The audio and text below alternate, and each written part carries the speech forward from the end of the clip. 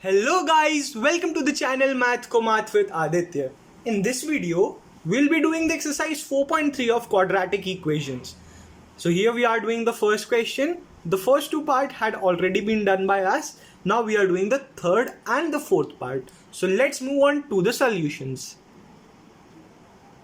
So for the third part, the question is 4x square plus 4 root 3x plus 3 is equal to 0. As in this case, we have got this 4 that is even, so we do not need to divide this equation by anything. We can take it directly.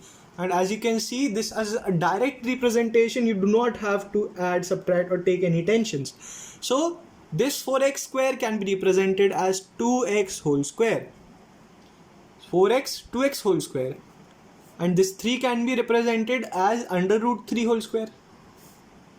Root 3 into 3 is 3. So you won't mind it if I do this. Okay. So here I've got a square and b square. Now let's test if this 4 root 3 satisfies the plus 2ab thing. So you're getting plus 2. So if you divide 4 root 3 by 2, you are left with a 2 and a root 3. A here is 2x into root 3, and let's see if this is correct. 2 into 2x is 4x and 4x into root 3 is 4 root 3x, and that is exactly what we have. So this question did not need anything from us to complete the square. It was already a completed square. So this identity is 2x plus root 3 whole square. A very direct question. And now you can find the value of the zeros or the roots. X will be over that side. This plus root 3 becomes negative root 3 and divided by 2. So it is negative root 3 divided by 2, and since it's a square, so both roots are equal, so minus root 3 by 2. The same roots. Now let's move on to the fourth part. So for the fourth part, we are having 2x square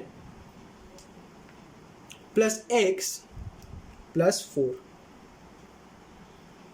But now, as you can see, again, the coefficient of the middle term, that is the x term, the degree 1 term, is 1.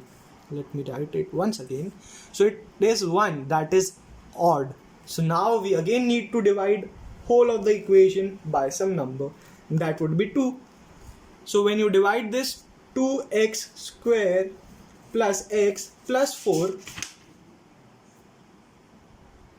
by 2, then what you'll be getting is 2x square by 2 is x square. 1x by 2 is half x, so plus 1 by 2x, and 4 by 2 is plus 2. And now, as you know, as I've told you in the previous video, in order to complete the square, you just add and subtract the square of this coefficient of middle term, coefficient of x, the linear term. So you just add and subtract the square of half of 1 by 2. Half of 1 by 2 is 1 by 4. Add and subtract its square. So let's write it x square as it is plus half x again as it is, and now plus the square of its half. So half of 1 by 2 is 1 by 4. Add its square, subtract its square, so that there is no difference in the equation. You do not change the value of the equation, and this plus 2 as it is. So plus 2. Now what you can see, the first 3 terms form the identity. X plus 1 by 4 whole square. So let's write it in the form. So this is x plus 1 by 4 whole square minus, here it is 1, 4 square is 16, and again you have this plus 2 over here. So you are having 1 upon 16, and here this is plus 2, and since 2 is having 1 as denominator, you will multiply it by 16, so it's 32. So minus 1 plus 32 by 16. So what you will be getting is x plus 1 upon 4 whole square plus 32 minus 1 is 31 upon 16. But as you know, this leaves us with nothing, because you are having a plus and here you are having square. In order to use the a square minus b square identity, this needs to be negative. So what we can do is take out one negative sign common out of this. It can be minus of minus 31. So minus into minus will give you a plus again. So just take out one negative one common. So what I'm meaning to say is x plus 1 by 4 whole square as it is, because we are having a perfect a square with us. But take negative common out of this 31 by 16. So if you are taking minus 1 common, again you are left with 1 minus 1, because a plus is made up of two negatives. This is a very basic maths concept. So once you are taking this minus out, you are left with minus 31 upon 16.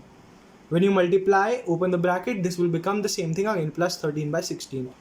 And since you have got this now, you can easily do one thing. This is a square minus b square type thing. If this 16 becomes 4, not now, it would become a square minus b square like thing. Now your a square, as I said, is completely ready. And minus, you can write 8, that 16 is 4 square, so 4, and here you have minus 31, root of minus 31. Can you see that? Is a root of negative number even possible? Since it is not, this is a contradiction.